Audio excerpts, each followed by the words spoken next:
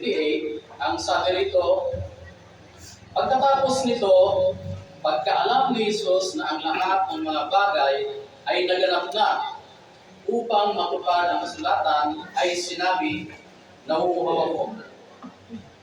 Mayroon doon isang sisidang puno ng suka, kaya naglagay sila ng isang ispunghang pasa ng suka sa isang tubod na isupo at kanilang inilagay sa kanyang bibig. Tayo po'y manalangin muli.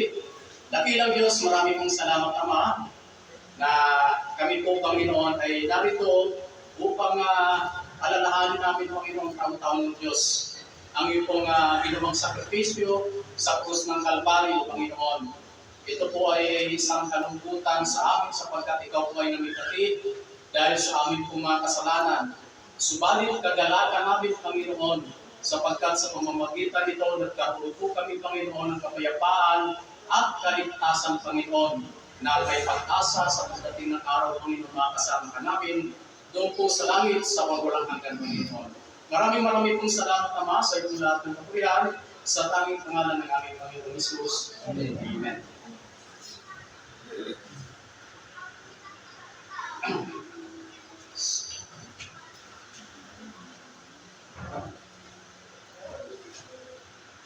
After his separation from God the Father, Jesus declared his thirst. Number one, ang sabi ko rito, testimony of his suffering. Jesus declares that he thirsts. Mga kapatid, lagi natin tatandaan na si Jesus po nang nabayubay sa krus, siya po ay nasa katawang tao. At dahil sa siya ay nasa katawang tao, katulad po natin mga kapatid, ay siya po ay makakaramdam din ng uhaw. Simula sa pagkadakip sa kanya ng mga Hudyo, hanggang sa pagpaparusa sa kanya, hanggang sa paglakad niya, nadala-dala niya ang krus papunta sa Kalbaryo, at ngayon siya po ay nabayubay sa krus, 6 na oras, sa tirik na araw, mga kapatid, maaaring nag-dehydrate na ang kanyang katawan. No? Yun po ay normal, sapagkat siya po ay nasa katawang tao. At maaaring, kung tayo po ay nasa ganung kalagayan, ganun din po ang nangyayari sa atin, mga kapatid. Makakaramdam tayo ng matinding umaw. No, sapagkat siya po ay nasa katawang tao. Once could almost think for the way that Jesus had responded during the trials, and now 6 hours of crucifixion that he wasn't really suffering. After all, he seemed to undertake so calmly and patiently. Sa kabila po ng nangyayari sa kanya, mga kapatid, wala pong narinig na kaunting reklamo. Wala man silang narinig na kaunting pagreklamo sa ating Panginoon na maaaring sabihin niya na bakit ko dinadanas ito? Hindi ko deserve ito. Sapagkat wala akong kasalanan ginawa. No? Subalit, dahil po mga kapatid sa ating mga kasalanan, siya po ay naging submissive doon sa Ama.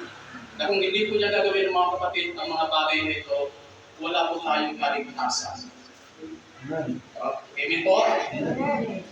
He was extremely thirsty sapagkat siya po ay talagang umaw-umaw. Doon sa mga sandali po ito mga kapatid, mayroon pong sinulat doon sa aklat ng mga awit sa Psalms, 1,000 years ago, bago po siya ipako sa krus. Doon sa aklat po ng mga awit, ang sabi niya rito sa chapter 22, verse 15, ang sabi rito, ang aking kalakasan ay natuyo na parang bibinga, at ang aking dila ay dumidikit sa aking nalawala, at dinala mo ako sa alabok ng kamatayan sapagkat matindi po ang kanyang pagkauhaw. Maaaring ang kanyang dila ay wala na talagang laway, kaya parang sabi niya, dumidikit na. Sapagkat niligid ako ng mga aso, ikinulong ako ng tultong ng mga manggagawa ng masama. Binutasan nila ang aking mga kamay at ang aking mga paa. Aking maisasaysay ang lahat ng aking mga buto. Kanilang binamasdan at pinapansin ako. tinapak nila ang aking mga kasuutan sa gitna nila at kanilang pinagsapalaran ang aking kasuutan. 1,000 years ago, mga kapatid, ito po ay prophecy na nangyari ngayon sa ating Panginoong Hesus. Habang siya ay nakabayubay sa krus, ito pong aklat ng awit ay naisulat na. Hindi pa po nangyayari ang crucifixion. Kaya, ang mga nangyayari sa ating Panginoong Hesus ay talagang ito po ay isang matinding ministeryo ng ating Panginoong Hesus. Nang sabi pa nga niya, nang siya ay manalangin sa Getsemani, Panginoon, kung maaari ay ilagay mo sa akin ang sarong ng paghihirap. Bakit? Sapagkat alam niya ang kanyang dadanasin sa kamay ng mga taong masasama, ng mga Hudyo, katulad din natin, ng mga masataong mga kasalanan, na siya nagpahirap sa kanya. Pero mga kapatid, hindi po siya nagreklamo. Para po siyang tupa na sunod-sunuran lang na kahit na anong gawin sa kanya. Sapagkat alam niya ang mangyayari sa kanya. At alam niya ang dapat niyang gawin. Hindi siya pipiling tumanggi. Sapagkat ito ay nakadestino, nakatakana para sa kanya, para sa ating katutusan, mga kapatid. Tayo ngayon, sa pamamagitan ng ginawa ng ating Panginoon sa krus ng Kalbaryo, regalo na lang ang binibigay sa atin at ito ating mga kaligtasan. Tayo minsan, kapag ang regalo hindi natin gusto, tinatanggihan natin. Di ba ba? Kapag hindi natin gusto yung regalo, lalo na nakita natin yung laman, ayaw ko. No? Pero kapag nakita natin yung regalo ay napakaganda, ito ay 4 wheels, nasasakyan, mamaaring iPhone 15. Sana all. Kaya talagang nangiting natin hanggang ngayon. Napakaganda. Pero Darating ang 4 wheels higit pa dito. doon, mga kapatid, ang regalo ibinigay sa atin ng Panginoon. Ito po ay kaligtasan. At ito po ang resulta ng kanyang pong paghihirap sa krus ng Kalbaryo. Naranasan niya ito sapagkat siya po ay nasa katawang tao, mga kapatid. At dahil sa katawang tao siya, naranasan niya magutom. Naranasan din niya ang maunghang. Ang sabi rito sa Psalm 69:21,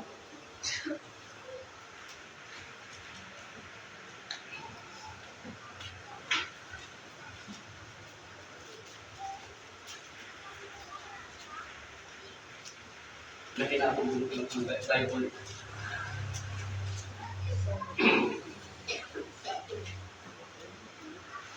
Sabi niya rito, binigyan naman nila ako ng pagkain mapait at sa aking kauhawan ay binigyan nila ako ng suka na may inom.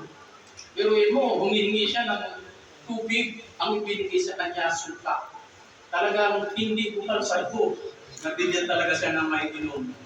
Talagang ang gusto talaga ng mga sundalong ito ay mamatay talaga ang Panginoong Hesus. Sapagkat sa tindi po ng kanyang ukaw, mga kapatid, talagang hapon po ang kanyang hininga sapagkat sa anin na oras ng nakabayubay sa krus, ang kanyang pong pawis ay tagatak, no? Madidehydrate na ang kanyang buong katawan sapagkat mawawala na ng tubig. Sabi nga natin, di ba brown out, walang ilaw, wag lang tubig. Sapagkat kahit walang ilaw, pwede tayong mamuhay. Pero subukan kaya natin, walang tubig. May ilaw, mamamatay po tayo, mga kapatid. Kahit walang pagkain, basta may tubig, buhay ang tao.